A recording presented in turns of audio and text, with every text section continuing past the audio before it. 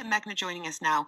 And in 2019, major organisations around the world announced that they were going to get rid of single-use plastics. And then the pandemic hit in 2020. And because of safety regulations, our own personal decisions, we're perhaps using more single-use plastic than ever before.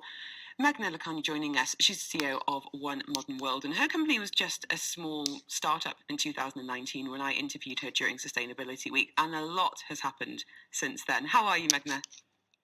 I'm good, Helen. How are you? I'm very well. Honestly, I came into the show this afternoon feeling quite tired, quite a bit jaded after a long week.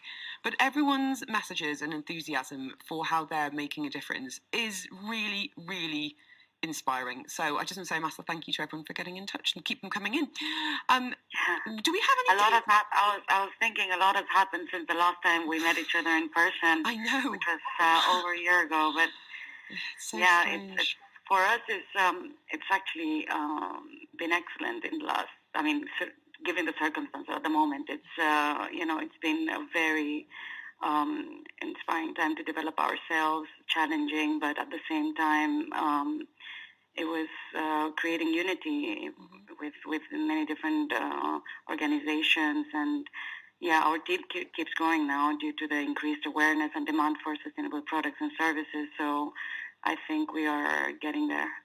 For anyone who's not familiar with the work and products of One Modern World, can you explain it in a nutshell?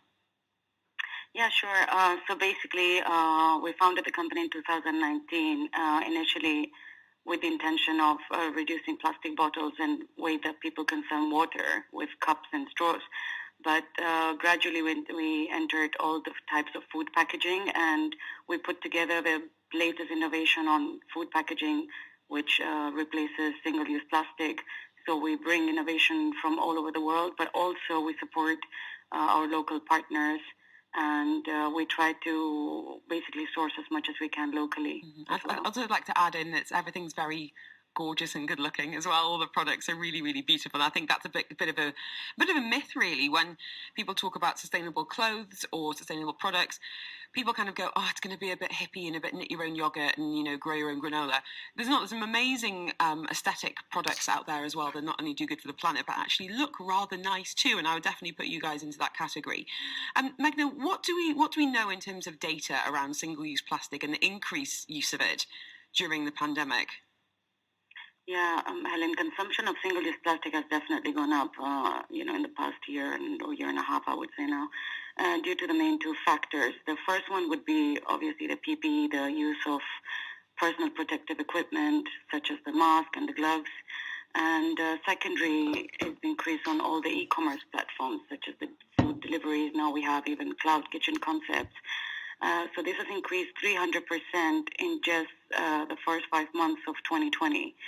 So this obviously includes the plastic food packaging. And UAE 2 years ago was already the highest consumer of plastic bags. In 2019 February, we were already consuming around 1,200 bags per person per year, which is 4 times more than the average of a person globally. Ooh, that just gave me goosebumps in the worst possible way. So it's bags, it's cutlery, it's PPE, it is packaging. And as we say, we know a lot of people doing this with the best of intentions, and that's simply keeping safe. But that has meant that a lot of companies have had time to innovate and to think about other technologies, bringing in other products, and really thinking about the long term during the pandemic, but also past the pandemic as well. Sustainability efforts haven't necessarily ceased. What do we know about what's happening internationally in terms of innovations and ideas? So, yeah, there's a lot of new startups coming up with solutions, both in tech and with product innovation. We are actually becoming a kind of marketplace or source where we get a lot of new interest from companies all over the world, from Saudi to Russia to other countries in the Middle East that would like their innovation to be highlighted through us, because we already work with a large number of hospitality industry, hotels, restaurants, and even other sectors. So we have patented products that can replace laundry bags to like the e-commerce pouches. And basically there's a lot of solutions available from replacing cutlery packs to like unnecessary plastic being used, is just a choice now to when they want to implement it and how they want to implement it. But I think gradually we see the trend that there's more interest, there's more awareness. So slowly we can bring in more and more innovation into place. I wanted to ask you about the cost, though, because I'm sure for a lot of companies that is their perceived obstacle or attitude, that when it comes to something cheap that's going to keep their bottom line looking a bit healthier versus something that's more expensive and innovative and more planet friendly, a lot of companies will just go for the cheaper option. When do we think that things are going to be on par? Or is that a myth, that they are actually more expensive? No, you are right. And in some terms, I mean, it doesn't apply to everything, every product. But it is true that for replacement of single-use plastics, such as like, let's say, straw, cutlery, or a container, food container, in these terms, yes, plastic is, let's say, obviously a cheaper option. But and also, I mean, there's a huge impact on the financial constraints that businesses and hospitality sector have. Because of everything that's happened in the past year, they need to recover, and they have less budget, or they have, to recover from everything that's happened. So at this time, what I found most challenging was to actually convince them that, they need to stop at some point. I mean, I know the government is giving those guidelines, but it's not enforced. Like, there's no obligation 100% to do it yet. So because they know that they've also suffered, so it's gradually happening. But it's and they're aware that the products. Also, another thing that we face with the products is they don't, because they're used to the texture and the practicality of plastic. Let's say it's like a habit, is the way that they used to use these products. When you give an eco-friendly product,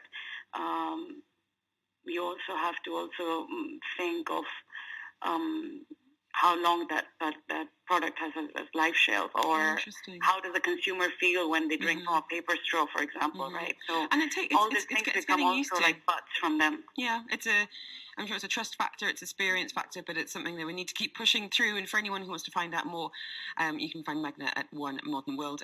Happy World Environment Day. I don't know if that's something that you celebrate, but I'm sending you a virtual card over the airways, Meghna. Thank you so much. Really appreciate your time this afternoon and raising some very salient points there about some of the obstacles that companies are putting in the way. So please, if you are in a position to make some changes, affect some changes, or even ask for changes in yours, do what you can. And lots of you sharing what you are doing at home or in the workplace. 4001 as we celebrate World Environment Day. I want to know, what are you doing for the planet?